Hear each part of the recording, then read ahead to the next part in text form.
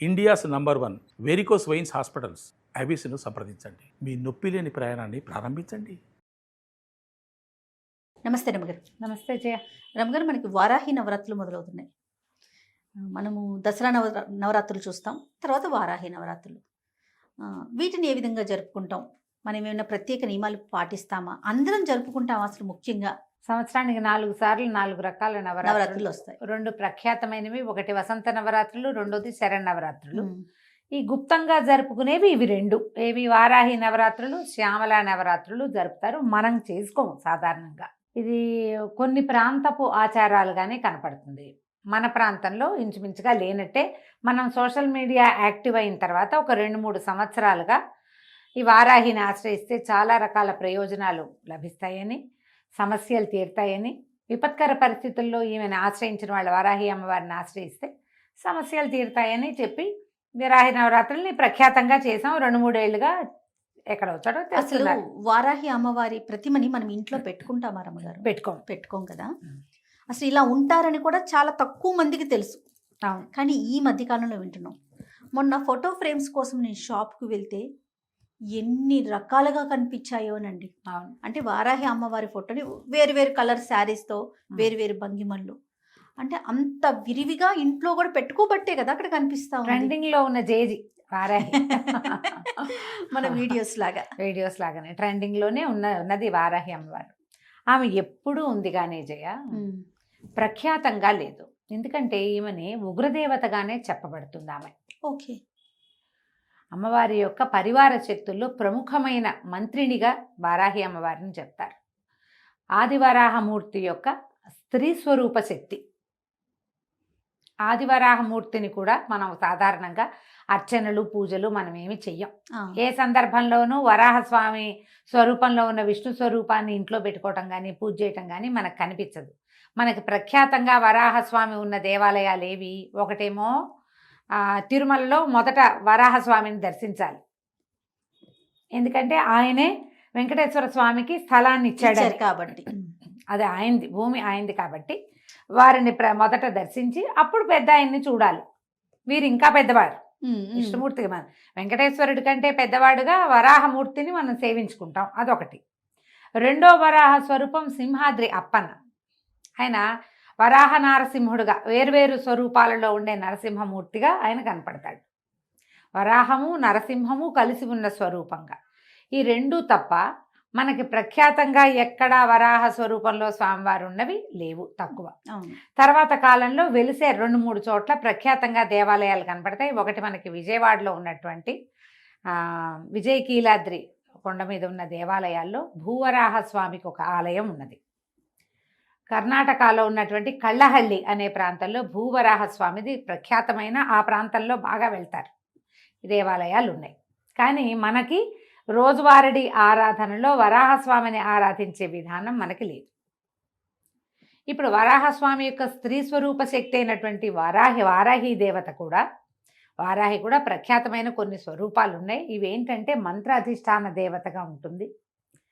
మంత్రాలతోటి ఆమెను ఆవాహన చేసేదే కనపడుతుంది. కానీ సాధారణంగా సంసారులందరూ మనలాగా ఇళ్లలో ఉండేవాళ్ళు పూజలు చేసుకునేటట్టుగా కనిపించదు.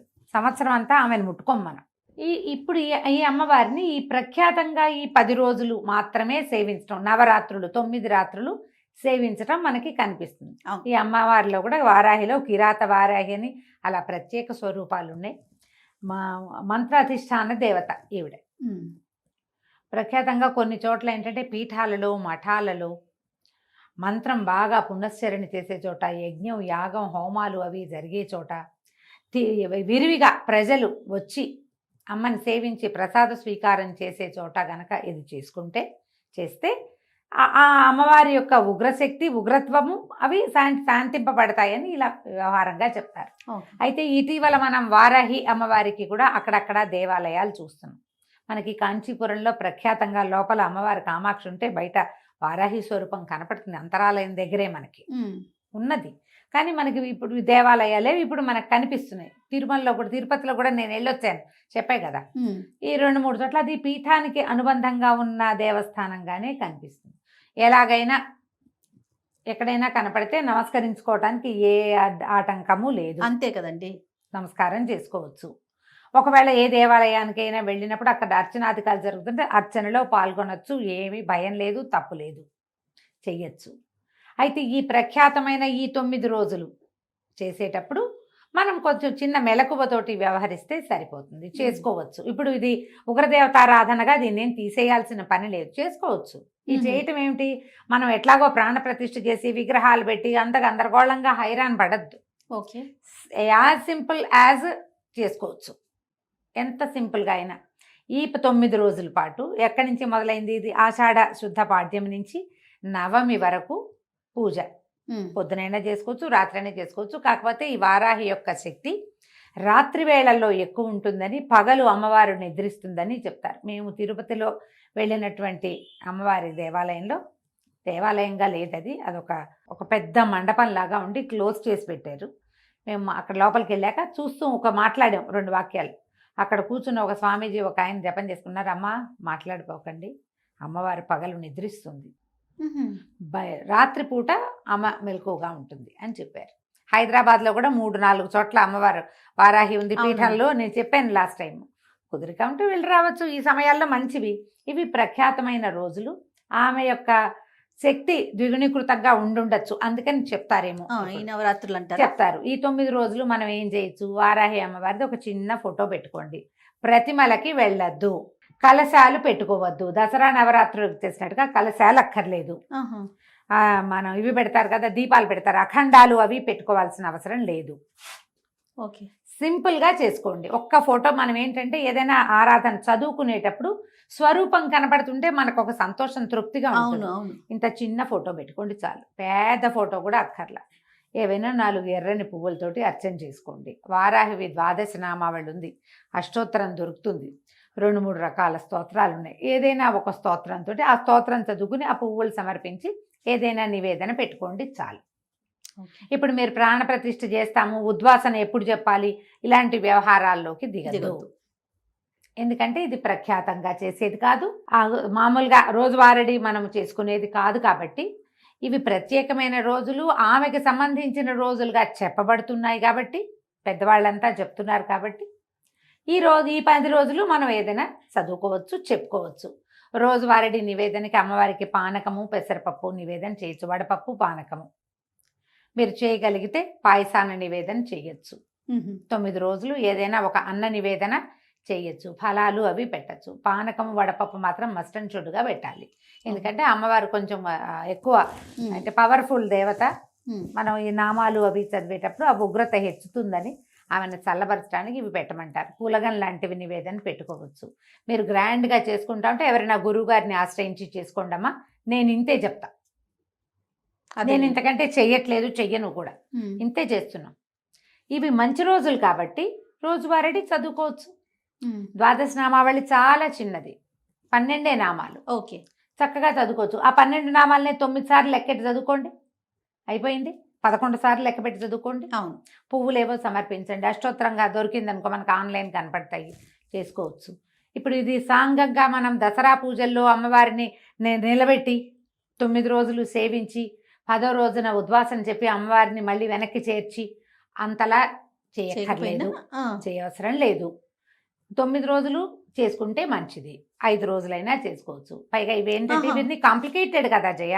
ఏదైనా మొదలుపెట్టి ఏదైనా మధ్యలో ఇబ్బంది వచ్చింది, పీరియడ్స్ వస్తాయి, పిల్లలకి పీరియడ్స్ వస్తాయి, ప్రయాణాలు వస్తాయి, సడన్గా ఎక్కడో ఏదో ప్రాబ్లం వస్తుంది, చావో మరణమో పొటకో సమత్తలో ఏమోటో వస్తాయి, మనం అటేటో వెళ్తాం, మానేసామని భయం వేస్తుంది. అవునండి. మీరు ప్రాణ ప్రతిష్టలు అవి చేసి కలశాలు పెట్టి తర్వాత ఏమో అఖండాలు పెట్టారనుకోండి, మానకుండా చేయాలి.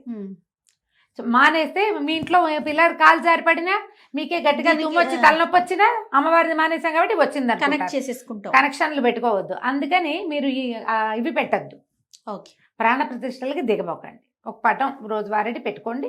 ఈ 9 రోజులు చదువుకోండి. ఓకే, 10వ రోజు అయిన తర్వాత 10వ రోజు నాడు ఆ పటం తీసి చక్కగా తుడిచి పైన పెట్టేసుకోండి. పటం తీసి పైన పెట్టాలంటే మహారాజుగా పెట్టుకోవచ్చు. మీకు ఉంచుకునే ఉద్దేశం ఉంటే ఉంచుకోవచ్చు, కానీ లేకపోతే తీసి పైన పెట్టచ్చు. ఆవిడ ఏమందు, మళ్ళీ వచ్చే సంవత్సరం అదే పటం పెట్టుకుంటాము, సరిపోతుంది కదా. కాస్త నివేదన కొంచెం చెయ్యండి తప్పకుండా, ఊరికే చదివి వదిలేయపోకండి. మనం పారాయణ చేశాక ఏదైనా చదువుకుని ఏదైనా అర్చన చేశాక ఖచ్చితంగా నివేదన, తాంబూలము, హారతి లైన్ ఇదిగా. ప్రకారం చేసేయాలి. ఓ. ధూపము, దీపము. మొదట దీపం పెట్టుకుంటాం, ధూపం చూపిస్తాం, ఏదో స్తోత్రం చదువుతాం, 2 పుష్పాలు సమర్పిస్తాం, నైవేద్యం నైవేద్యం చేస్తాం, హారతి, ఓ. ఒక నమస్కారం, కంప్లీట్ అయిపోతుంది. కంప్లీట్ అయిపోతుంది. మీరు రోజు రాత్రిపూట 9 రోజులు చేసుకోవచ్చమ్మా. ఇందులో భయపడేంత పెద్దది కాదు ఇది. ఇవి మనం చెయ్యం కాబట్టి చేయక్కర్లేదు, చెయ్యాలనిపించింది లక్షణంగా చేసుకోవచ్చు. ఇంత Okay. మాత్రం చెయ్యండి, ఏమీ భయం లేదు.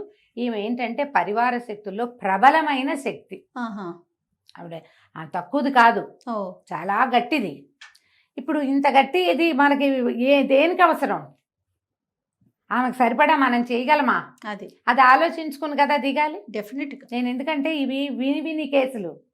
మేము భయం వేస్తుంది, భయం పడ్డాము, మాకు అలా ఉంది, మాకు ఇలా ఉంది, పటం తీసేయచ్చా, ఈ పటం ఉంచుకోవచ్చా అని నన్ను 10 మంది అయినా అడిగారు. లాస్ట్ ఇయర్ వారాహి నవరాత్రుల తర్వాత ఆ పటం ఏం చెయ్యాలి, ఇన్ని రోజులు పూజ చేసాం, ఇప్పుడు లోపల పెడితే తప్పేమో, అనుమానాలు కదా రమ్మగారు, భయాలు ముందు. భయాలు కదా. భయం అయితే చెయ్యొద్దమ్మా అంటా నేను. భయపడితే చేయబోకండి. మామూలు మనం ఏ రోజువారీ ఏం చేసుకుంటామో అది చేసేసుకోండి, సరిపోతుంది. నేనైతే దాదాపుగా ఒక 4-5 సంవత్సరాలుగా ఈ వారాహి నవరాత్రులు ఎప్పుడైతే తెలిసిందో, 5-6 సంవత్సరాల క్రితమే తెలిసింది జయ నాకు. ఈ ద్వాదశ నామావళి చాలా సులువు. ఓకే. 12 నామాలే కదా, వీటిని 9 టైమ్స్ చేయటం ఒక లెక్కగా అలవాటు చేసుకున్నా నేను. ఓకే. నేను ఇంతే చేస్తున్నా అంతే. ఒకవేళ మధ్యలో ఏదో ఇబ్బంది వచ్చింది, ఒక నమస్కారం చేసుకోవటమే అంతే. లేదు భారీ ఎత్తున చేసుకోవాలంటే గురువు గారిని సంప్రదించడం. భారీ ఎత్తున చెయ్యాలి అంటే ఖచ్చితంగా మీరు ఒక గురువు గారిని సంప్రదించి వారు మిమ్మల్ని పూర్తిగా గైడ్ చేసేలాగా చేసుకోండి. ఓ, అప్పుడు ఓకే. ఇప్పుడు చూడు, గురువు గారిని సంప్రదించి అంటే ఫోన్లోనో, ఇన్స్టాలోనో, మెసెంజర్లోనో కాదు, ప్రత్యక్ష గురువు. ఓకే. అందుకని ముందు జాగ్రత్త పడి చేసుకోండి ఏం చేసినా. తప్పకుండా అండి. నమస్తే రమ్మగారు. నమస్తే జయ.